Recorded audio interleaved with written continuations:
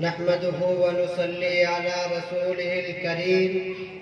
أما بعد، فأعوذ بالله من الشيطان الرجيم. بسم الله الرحمن الرحيم.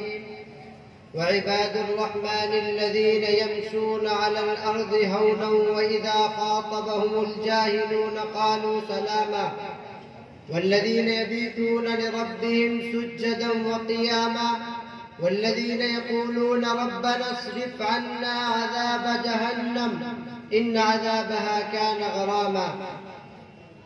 حضرة رئيس الاحتفال المبجل وسادة الكرام، إني أريد أن أتحدث أمامكم حول موضوع العارف الكبير الحاج إمداد الله فألتمس منكم أجمعين أن ترغبوا في السماع والعمل بالخير. أيها الإخوة في الله، إن الشيخ إمداد الله المهاجر قد تولد سنة 30 و200 وألف من الهجرة النبوية، ويتصل نسبه الشريف بأسر متدينة ذات صلة عميقة بالشعائر الدينية.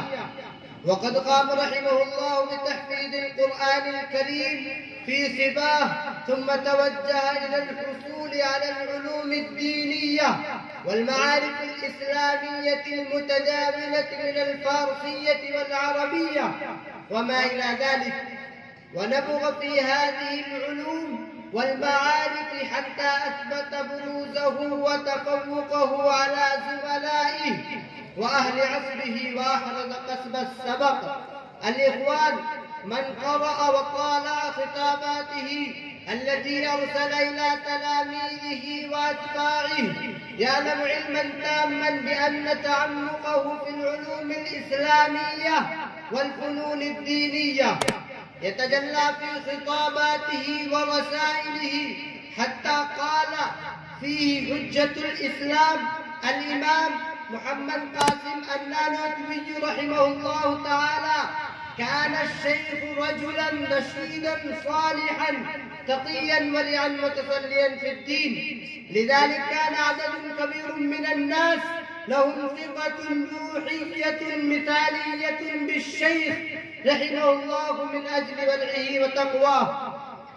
ويقول الشيخ العلامة أشرف علي الثانوي رحمه الله تعالى: سألني بعض من الرجال الذين يفطنون في ضواحي سهرنفر من يوبي عن علم الشيخ إمداد الله المهاجر ومعارفه، فقلت وأجبت: إنه يحظى بمعاني الأشياء وأنا حصلت على الألفاظ فحسبه.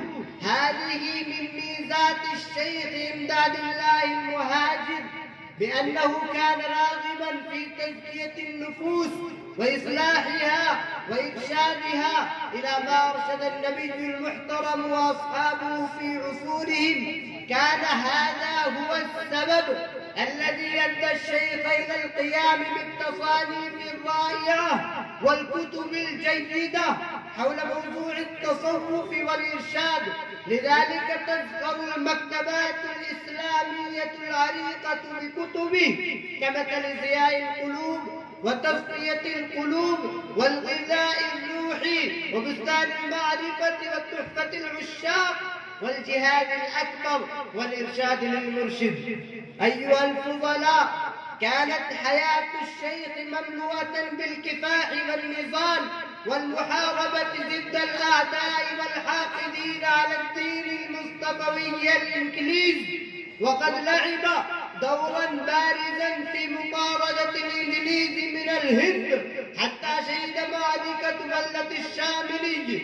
هذه هي المعركة التي استشهد فيها عدد كبير من العلماء البارزين، منهم الحافظ سامي الشهيد أنزل الله تعالى عليه شبيب رحمته، وفي أعقاب الهزيمة في تلك المعركة فارقة بين الحق والباطل استولى أعداء الدين الإنجليز على نواحي بلدة الشاملي بما فيها تانبون التي أقام وقطن فيها الحاج إمداد الله المهاجر لذلك هاجر الشيخ إلى مكة المكرمة عن طريق الهند، وقد وافته المنية هناك في مكة المكرمة، وما علينا إلا البلاغ.